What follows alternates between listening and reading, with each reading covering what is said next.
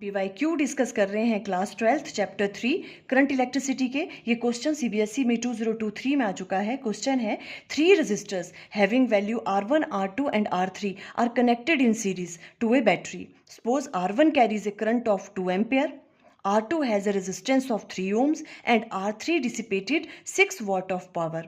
Then the voltage across R3 is 4 option आपको given है। देखो क्वेश्चन में आपको क्या क्या गिवन है, 3 रेजिस्टर्स गिवन है R1, R2 एंड R3, उनको इस तरह से सीरीज में कनेक्ट किया हुआ है। अब क्या क्या वैल्यूज आपको गिवन है, देखो R1 में से करंट फ्लो कर रहा है 2 एम्पेयर का, और R2 की रेजिस्टेंस आपको गिवन है 3 ओम्स, और R3 में आपको पावर की वैल्यू गिवन है 6 वॉट की पावर डिसिपेट हो रही है इसमें से। अब आपको R3 के अक्रॉस वोल्टेज की वैल्यू फाइंड आउट करनी है।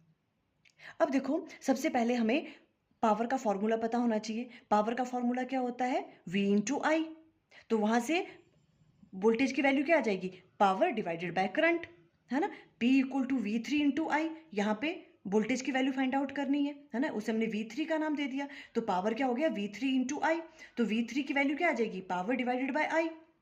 तो देखो पावर की वैल्यू तो हमें पता है यहाँ से, पर यहाँ से करंट कितना फ्लो कर रहा है, ये चीज यहाँ पे समझने वाली है। देखो कितना करंट फ्लो करेगा इस वाले रजिस्टर से, बिकॉज तीनों रजिस्टर्स किस में है, सीरीज में है, और इस वाले में से हमें पता है कितना करंट फ्लो कर रहा है, 2 एम्पियर का, और सीरीज में करंट की वैल्यू सेम रहती है, तो इट मीन्स 2 एम्पियर का करंट ही फ्लो करेगा सभी में से। तो यहाँ पे करंट की वैल्यू क्या आएगी, 2 एम्पियर आएगी, है ना। तो यहाँ पे करंट की जगह क्या पुट करेंगे हम, 2, और पावर की वैल्यू आपको गिवन है 6। तो आपको R3 के अक्रॉस वोल्टेज की वैल्यू फाइंड आउट करनी थी, तो क्या आ जाएगी 6 डिवाइडेड बाई 2, और इसको सॉल्व करके आ जाएगा 3 volt. It means option C is correct. For more previous years questions video का लिंक स्क्रीन पे आ रहा होगा। Thank you.